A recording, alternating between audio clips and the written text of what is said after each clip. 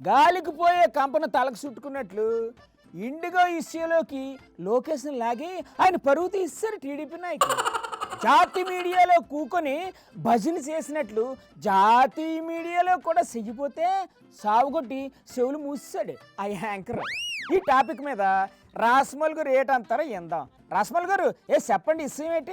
ఎయిర్పోర్ట్లు ఎట్లున్నాయని చూస్తే టీవీలలో మన పొద్దుటూరు బస్ స్టాండ్ మాదిరి ఉంది. అంత ఘోరంగా ఉందా sir situation? Proddatur bus stand Mydukur bus stand మేలు. అంటే బస్ స్టాండ్ల కంటే అధ్వానంగా మారిపోయాయి అనమాట ఎయిర్పోర్ట్లు. ఎర్రగుంట రైల్వే స్టేషన్ ఎట్లుంటుందో, రేణగుంట రైల్వే స్టేషన్ ఎట్లుంటుందో ఆ రైల్వే స్టేషన్లను ఆ బస్ స్టాండ్లను తలపిస్తున్నాయి ఎయిర్పోర్ట్స్ అన్ని కూడా ప్రయాణికులతో. అయ్యయ్యయ్యో, మరి ప్రయాణికులు అన్ని ఇబ్బందులు పడుతుంటే ఎవ్వరూ మానిటరింగ్ చేయటం లేదా సార్? ఈ ఎపిసోడ్ లో ఒక కొసమెరుపు ఏంటంటే ఆశ్చర్యం కలిగేది ఏంటంటే ఏంటి సార్? మా లోకేష్ బాబు డార్క్ రూమ్ లేక పోయినాడు, మానిటరింగ్ చేస్తున్నాడు, సమస్యలు పరిష్కరిస్తాడు అంటాడు. లోకేష్ బాబా ఆయనకి సంబంధం?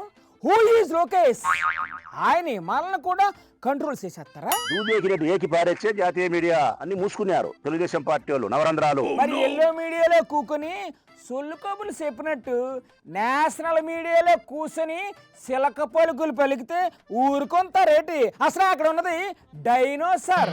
ఇంతకీ లోకేష్ బాబు గారు మానిటరింగ్ చేశాడా లేదా? నేల మీద ఉండే సమస్యలు పరిష్కరించలేని ఈ పెదమోగోడు గాలిలో తిరిగే విమానాల యొక్క సమస్యను పరిష్కరిస్తాడంట. అలా తీసి పారేస్తారేంటి సార్ మీరు? చిన్నబాబు తెలుసుకుంటే విమానాలనే కాదు యుద్ధ విమానాలను కూడా కంట్రోలింగ్ చేసేస్తాడు తెలుసా మీకు? ఇయే కదా గాలి మాటలు అంటే. అంటే వార్ రూమ్ వాష్రూమ్ లాంటివి ఏమి లేవా? ఇయే తగ్గించుకోవాల్సినది. అస్సలు తగ్గించుకోరు సార్.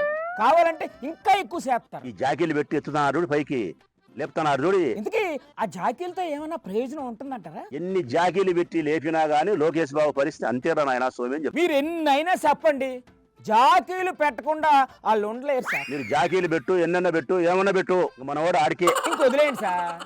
మీరు ఇంకా గట్టిగా మాట్లాడితే అటు ఇటు తిప్పి అసలు ఈ ఇండిగో సమస్యకు వైఎస్ఆర్సీపీయే కారణమని అన్నా అంటారు.